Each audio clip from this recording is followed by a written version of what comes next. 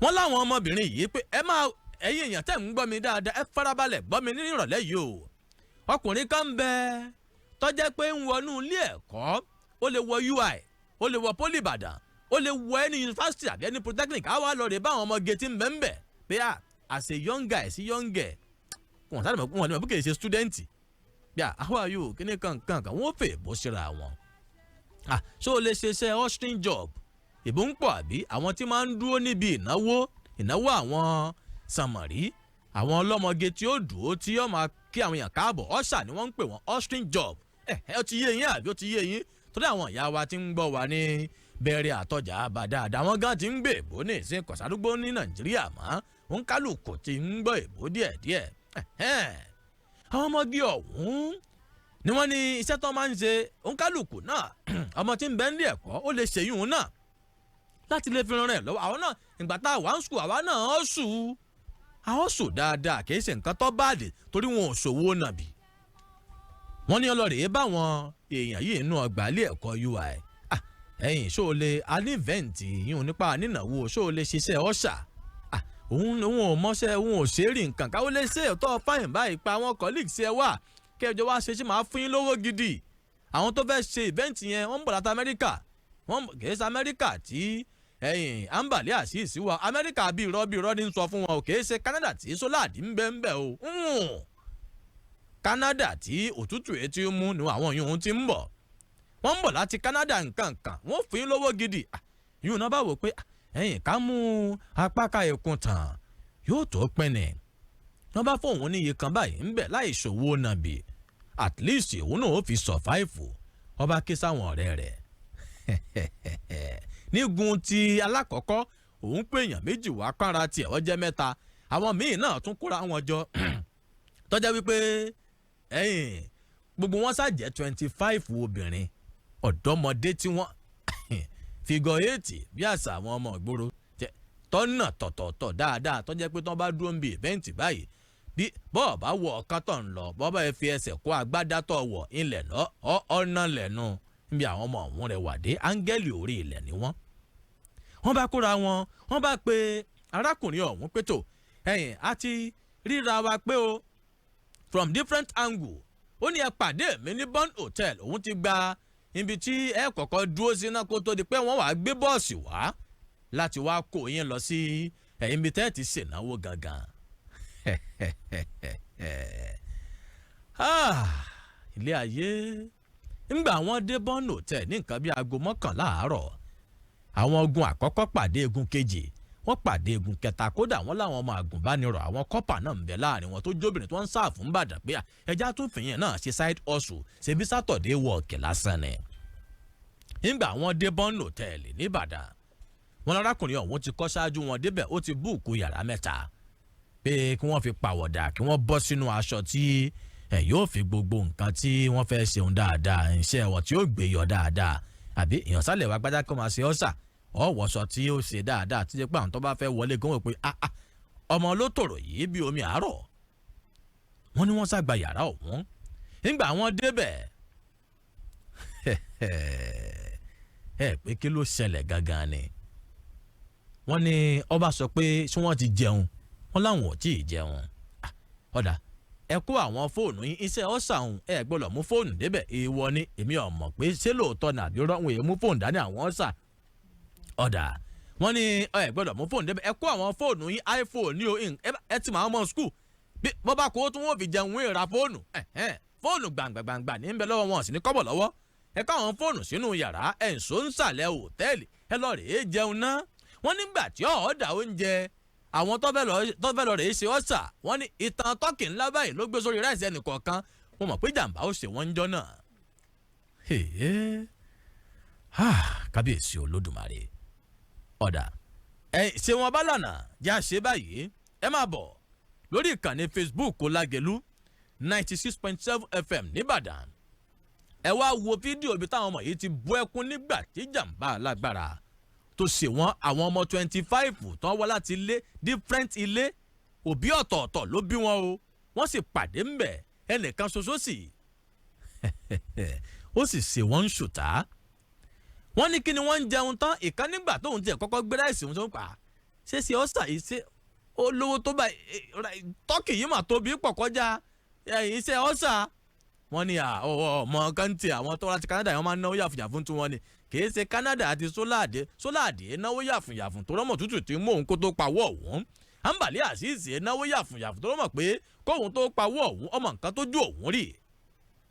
wọ́n ṣàjẹ tọ́kì wọ́n jẹ síkìn wọ́n jẹ ráìsì wọ́n tún nígbà tí wọ́n jẹ gbogbo ẹ̀ tán ó ní wọ́n tún gbé nǹkan kan báyìí wá ẹlẹ́rìn dòdò. òun ò pé sóhun ò ti ṣiṣẹ́ ọ́sàgbà báyìí. ǹjẹ́ àwọn jẹun tán sàlẹ̀ káwọn gun òkè káwọn mú fóònù àwọn padà gbogbo fóònù àwọn 25 ẹni tí ń lo iPhone ẹni tí ń lo Samsung. ilẹ̀kùn bá di gbẹ̀ngbẹ̀yìn òkè gbẹ̀ngbẹ̀yìn gbẹ̀ngbẹ̀yìn òkè gbẹ̀ngbẹ̀yìn.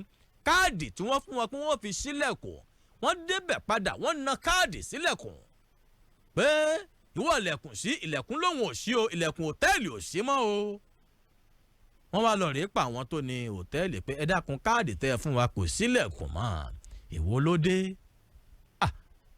wọ́n sábà wọn sílẹ̀kùn kí má bàa fọ̀rọ̀ gan nígbà wọ́n sílẹ̀kùn yàrá mẹ́tẹ̀ẹ̀ta àti fóònù wọn o àtowó tí ń bẹnu báàgì òǹkálukú wọn gbogbo àwọn 25 pátá ọmọkùnrin ọ̀hún ti páàkì gbogbo fóònù wọn àtowó tí ń bẹnu báàgì ó sì kó gbogbo ẹ̀ lọ títí dàsìkò tá a fi ń sọ̀rọ̀ yìí jáde wọn ò tí ì rí eégún tí ń jájì kẹ́ Peter Richard ló kọ rẹ̀ abala kan nù o. ẹ mọ̀ wá wò pé bọ́ọ̀nù òtẹ́ẹ̀lì ilé ìtura tó gbajúgbajà ń bàdàn ni ó tóbi pọ̀ security pọ̀ ńbẹ̀. ẹ̀jẹ̀ àti ẹ̀kọ́kọ́ wo fídíò bí táwọn ọmọ yìí ti bú ẹkún pé nǹkan ṣe àwọn ṣé wọn bádànà bá ń gbé fídíò ọ̀hún sí ẹ̀yìn bá ń gbé fídíò nǹkan tó ṣẹlẹ̀ ní Bon Hotel lọ́jọ́ láàrin ọ̀sẹ̀ tí a lò tán yìí tẹ fọ́nrán fídíò ọ̀hún sí báyìí ṣìjà láǹfààní àti lo ọ́díò.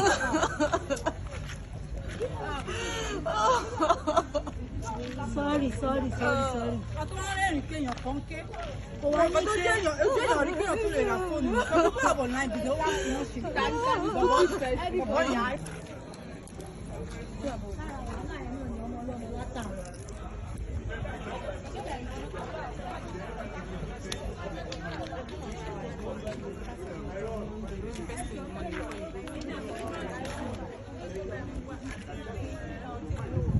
Come over. You go see the. Should we say something? We are the victims, we were robbed at Bon Hotel. The one at Bodija. They stole our phones. They robbed 24 girls. And the managers are not saying anything. 25 phones are missing. And they are not even saying anything about it. How will I even start? It's a setup. It's a setup. It was a setup. We don't know. We came for ushering job. I don't even know what.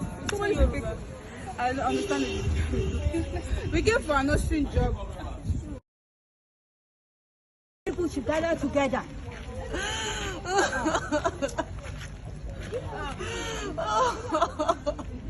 Sorry. àtúwárẹ̀rìn kéèyàn kan ké ọkọ̀ tó jẹ́ èèyàn rí kéèyàn tó lè ra fóònù ọkọ̀ tó àbọ̀ náà ìdílé wá sí wọn ṣe bọ̀bọ̀ yà á.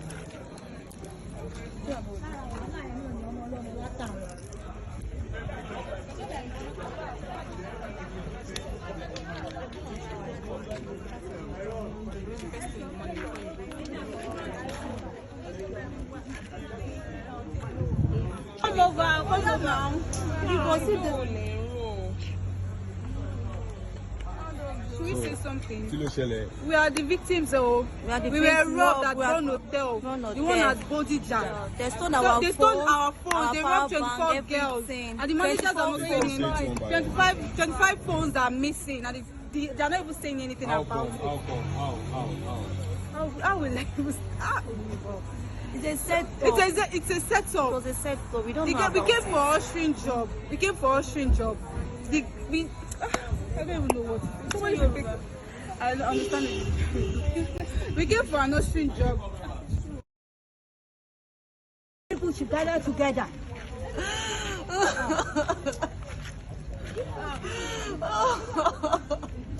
Sorry. àtúwárẹ̀rìn kéèyàn kan ké bone of contention ni wípé kìí ṣe bí nìkan ló ti ṣe wọ́n ló ṣe l'Àbújá wọ́n ló ṣe l'Ẹ̀nùgù ó ṣe l'Anambra ó ṣe ní bóyá Kogi Ọ̀ṣun bá ń zoom ẹ̀ picture rẹ̀ rèé o Peter Richard picture rẹ̀ rèé o embassy dáàmọ̀ tọ́jẹ́ pọ̀rẹ́ rẹ̀ ni ẹ lè sọ fún wa pé tó ẹ̀yin kọ́ bá wa dá fóònù àwọn ọmọ yìí padà àwọn ọmọ school ni ebi ń pa wọ́n picture rẹ̀ lẹ́wọ̀n lórí ìkànnì Facebook Lágelé FM yìí ẹ̀yin bá ń zoom ẹ̀ dáadáa jẹ́ ojú rẹ̀ ọ̀ hàn ẹ̀ rí bó ṣe dárun gbọ̀n sí tí ọ́ fáìn dálẹ̀ picture rẹ̀ rèé o picture Peter Richard ilẹ̀ ń wò lójú ìkànnì Facebook ẹ̀yin Lágelú 96.7 FM yìí kí wàá làwọn aláṣẹ bond ń sọ àlàyé wo làwọn ọmọ yìí tún ṣe síwájú sí i ṣé iléeṣẹ́ ọlọ́pàá ti ń dá sí àbí wọn tí ì dá sí i ẹ máa béèrè pé wáyé tí wọn tíráàkì fóònù àbí ẹ farabalẹ̀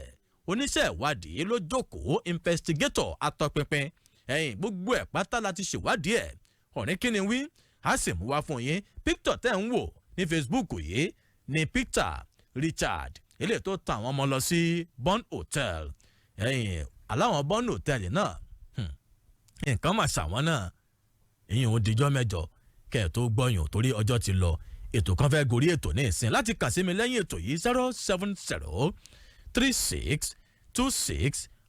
07036268688 07036268688 ọ̀ya kí lẹ fẹ́ sọ.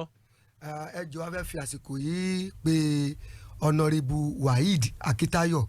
Honorable Waheed Akitayo. bẹ́ẹ̀